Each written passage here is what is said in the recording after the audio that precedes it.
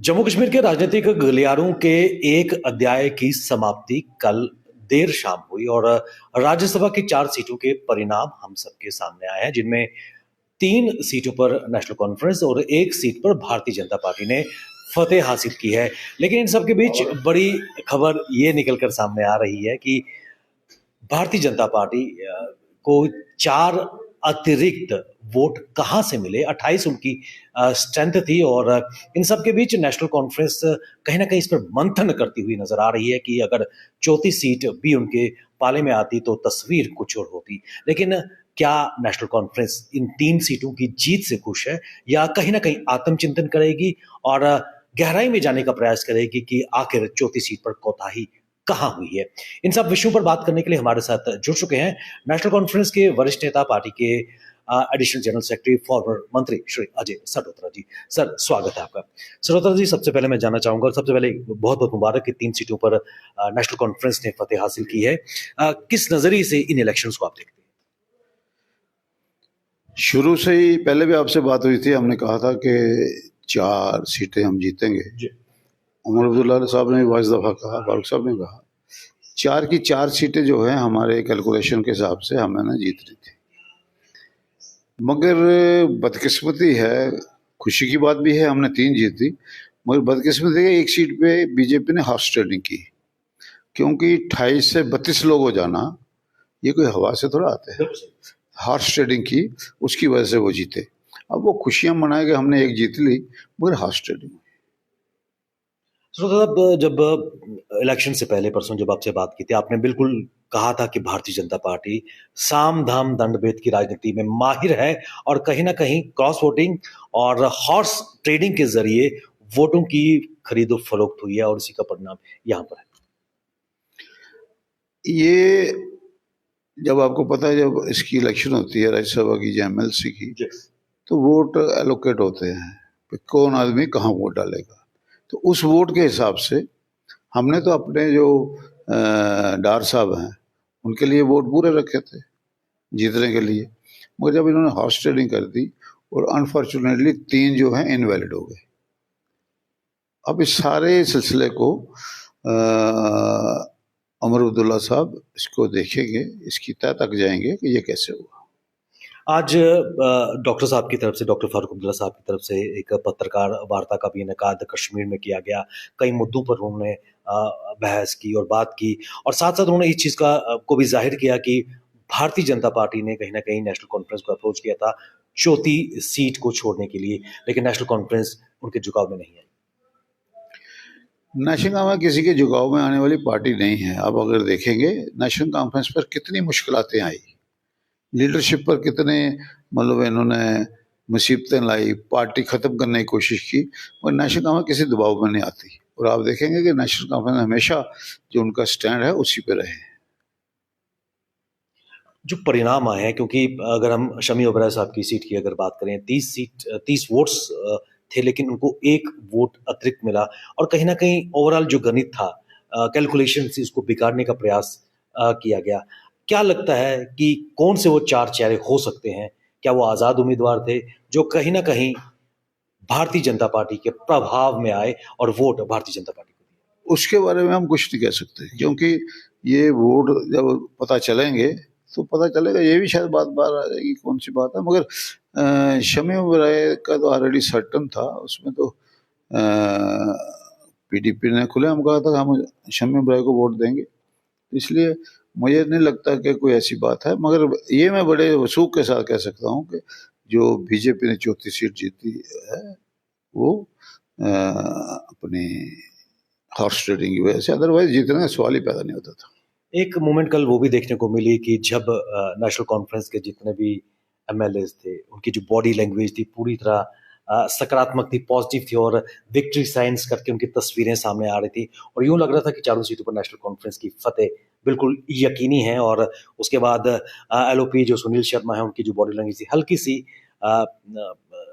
नजर आई कि शायद वो यकीनी नहीं अपनी जीत को लेकर, लेकिन कहीं ना कहीं अंत में जो तस्वीर है कुछ और बयां कर गई। बीजेपी सर्टन थी नहीं कभी, वो ऐसे ही हवा में बातें कर रहे थे। और क्या कहते हैं, इलेक्शन से 1 दिन पहले बीजेपी वालों ने खुद ही कहा हम एक सीट जीत सकते हैं और दूसरी की कोशिश करेंगे। पहले कहते थे हम सारी जीतेंगे। अब वो जो लास्ट वाली थी उनको ये नहीं पता था ये भी फंस जानी है, तो वो तो अगर मैंने आपको पहले भी कहा अगर हाफ स्टेडी नहीं करते वो सीट आ ही नहीं सकती थी। श्रोता साहब, क्या आपको लगता है कि जो आपके कोलिशन पार्टनर्स हैं, चाहे कांग्रेस की बात करें, पीपल्स डेमोक्रेटिक पार्टी ने बिल्कुल वाज़ेह किया था कि तीसरी जो सीट है शमी ओबेरॉय जी की, उनको समर्थन करेंगे। कुल मिलाकर जो आपके कोलिशन पार्टनर्स थे या फिर निर्दलियों ने जो नेशनल कॉन्फ्रेंस को सपोर्ट किया था, कहीं न कहीं उस सपोर्ट का ये परिणाम है कि 3 सीटों पे फतेह हासिल हुई। उमर साहब ने कहा जिसने हमारी सपोर्ट की हम सबके मशकूर हैं, बाकी ये जो हाफ स्टेडी हुई इसके बारे में देखेंगे। सजा लोन साहब की तरफ से भी पीपल्स कॉन्फ्रेंस की चेयरपर्सन है, एब्सटेन किया था इन इलेक्शन से, लेकिन कल फिर उनका तरफ से काफी प्रोवोकेटिव बयान भी सामने आया था। प्रहार अटैक करने का प्रयास किया था उमर अब्दुल्ला और नेशनल कॉन्फ्रेंस सरकार पे। उनका यही काम है, रोज ही आप देखते हैं। अब हकीकत क्या है लोग जानते हैं, क्योंकि नेशनल कॉन्फ्रेंस का एक अपना वकार है, नेशनल कॉन्फ्रेंस की एक अपनी हिस्ट्री है। अब वो सोचते हैं नेशनल कॉन्फ्रेंस के खिलाफ बोल के पता नहीं मैं क्या हासिल कर लूंगा या उमर अब्दुल्ला साहब के लिए क्या कर लूंगा। और मैं आपको एक बात कहूँ, ये जो तू मैं की पॉलिटिक्स है ना, ये डेमोक्रेसी के लिए अच्छी नहीं। अपनी अपनी पार्टी है, अपना अपना प्रोग्राम है, रिस्पेक्टेबली बात करो। मतलब मैं किसी को गाली देना शुरू कर दूं, मुझे कोई हक नहीं है कि मैं किसी दूसरी पार्टी के आदमी को गाली दूं। इसलिए हम सबको इकट्ठे सोचना पड़ेगा भाई ये तू मैं की सियासत करें, बल्कि मुद्दों की सियासत करें, ताकि लोगों की मुश्किलात उबारें। हम मुश्किलात उबारेंगे नहीं, ऐसे तू मैं करेंगे, वो ठीक नहीं लगता। कांग्रेस की अगर बात करें, तारिक हमीद कारा साहब की तरफ से कल ट्वीट किया गया कि एक तो मुबारकबाद उन्होंने नेशनल कॉन्फ्रेंस को दी, और साथ ही साथ ये भी कहा कि चौथी सीट जो अनसेफ सीट थी, कहीं ना कहीं हमारे मौकिफ को उसने बिल्कुल क्लियर कर दिया कि जो हमें चौथी सीट दी गई वो अनसेफ नहीं थी, और वहां पर एक हार्ड फाउट बैटल देखने को मिली। उमर साहब ने बड़े अल्फाज में कह दिया कि मैं कांग्रेस का मशकूर हूँ कि उन्होंने हमारी मदद की। अब ये चैप्टर ही क्लोज हो गया, इसको क्या, अब इलेक्शन हो गई, चौथी थी, तीसरी थी, दूसरी थी, ये चैप्टर क्लोज हो गया। मगर उमर साहब ने कांग्रेस की शुक्रिया किया कि इन्होंने हमारी मदद की। श्रोता साहब, शुरुआत में मैंने यही कहा कि एक अध्याय, एक चैप्टर की समाप्ति इन राज्यसभा इलेक्शन से हुई। दूसरा चैप्टर 11 नवंबर बाई इलेक्शंस को लेकर, नेशनल कॉन्फ्रेंस और उसके घटक दल कितने तैयार हैं, खासकर नगरोटा सीट को लेकर, क्योंकि बडगाम तो ये माना जा रहा है कि नेशनल कॉन्फ्रेंस की पॉकेट में है, लेकिन नगरोटा की अगर बात करें, किस तरह से इस इलेक्शन को देख रहे हैं? जहाँ तक नगरोटा की सीट है, नगरोटा की सीट पर हमारी पार्टी के जो साथी हैं वो दिन रात मेहनत कर रहे हैं, और हमें उम्मीद है कि वहाँ काफ़ी हमारा जनाधार है, तो हम जो वो नगरोटा की सीट भी जीतेंगे। और लोग जो हैं, लोग समझते हैं कि काम जो है सरकार करेगी। अब लोगों के सामने ये है कि सरकार का एमएलए बनाए या नॉन सरकार का, तो यकीनन लोग सोचेंगे कि सरकार का बनाने से अच्छा होगा। लोगों का रिस्पांस भी अच्छा है, 3-4 मीटिंगें हमने की, वहाँ अच्छा लोगों ने रिस्पांस दिया। मुझे उम्मीद है कि नेशनल कॉन्फ्रेंस नगरोटा भी जीतेगी। लेकिन ये आरोप नेशनल कॉन्फ्रेंस पे लगाया जा रहा है कि नगरोटा विधानसभा के जो बाई इलेक्शंस हैं, शमीम बेगम को उतारकर कहीं ना कहीं फ्रेंडली कॉन्टेस्ट और एक इजी सेलिंग देवयानी राणा को दी जा रही है, क्योंकि मरहूम देवेंद्र सिंह राणा साहब उमर साहब के बड़े क्लोज थे, और यही कारण है कि एक इजी विक्ट्री देने का प्रयास देवयानी को दिया जाएगा। देखो, बात यह है कि हमने ये सीट दे दी थी कांग्रेस को। कांग्रेस ने एन लास्ट मौके पे, यानी जिस दिन लास्ट डे था उस दिन सुबह प्रेस नोट दिया, शाम को फारूक अब्दुल्ला साहब से उनकी लीडरशिप ने कहा कि हम नहीं लड़ना चाहते। अब हमको वहाँ कैंडिडेट खड़ा करना था। शमीम वहाँ डीडीसी मेंबर है, वो डीडीसी मेंबर वहाँ लड़ी है, पहले भी लड़ी है, और उसने लोगों के काम भी किए हैं। तो यकीनन कोई भी पार्टी, कोई भी कैंडिडेट किसी एक कौम, ज़ात, बरादरी पे इलेक्शन लड़ नहीं सकता। तो लिहाजा हमने सोचा कि इसी को खड़ा करो, क्योंकि ये डीडीसी रही है, इसकी जो कारकर्दगी रही है उस पर लोग इसको वोट देंगे, और पार्टी इसके साथ है। श्रोता, अब चलते चलते क्या इस राज्यसभा की जीत के साथ जो पार्टी के कैडर हैं इनमें एक नया जोश पैदा हुआ है, खासकर ना केवल बडगाम, नगरोटा इलेक्शंस को लेकर, और खासकर जो इश्यूज लेकर नेशनल कॉन्फ्रेंस चली है उनको प्राप्त करने के लिए? जोश तो थोड़ा आता है, मगर मैं ये भी कहूँगा कि वहाँ लोकलाइज्ड इशू होते हैं कि हमारा ये मसला है, वो मसला लोग बताते हैं। तो अब देखना है कि लोकलाइज्ड मसले कैसे हल हो सकते हैं, और लोकलाइज्ड मसले हल करने के लिए सरकार एक साधन होता है। तो जब सरकार का उम्मीदवार ही कामयाब होगा तो लोगों के मसले भी होंगे, क्योंकि अगर नगरोटा की वो देखें आप डेवलपमेंट, आप नगरोटा के लोगों को पूछें, पुराने लोगों को पूछें कि भाई 96 से यहाँ क्या डेवलपमेंट हुई, तो आप देखेंगे फारूक अब्दुल्ला साहब के दौर में हुई, उमर अब्दुल्ला साहब के दौर में हुई, और जितनी वो डेवलपमेंट हुई इतनी कभी नहीं हुई। तो मुझे यकीन है कि कल नगरोटा के लोग शमीम को कामयाब करते हैं तो यकीनन मैडम शमीम जो है वो लोगों की सेवा करेगी, काम करेगी। राज्यसभा के 3 सदस्य नेशनल कॉन्फ्रेंस के चुने लिए गए हैं, तो किस तरीके से जम्मू कश्मीर और खासकर कश्मीर के लोगों की एस्पिरेशंस को एड्रेस करने का प्रयास वो संसद में करेंगे?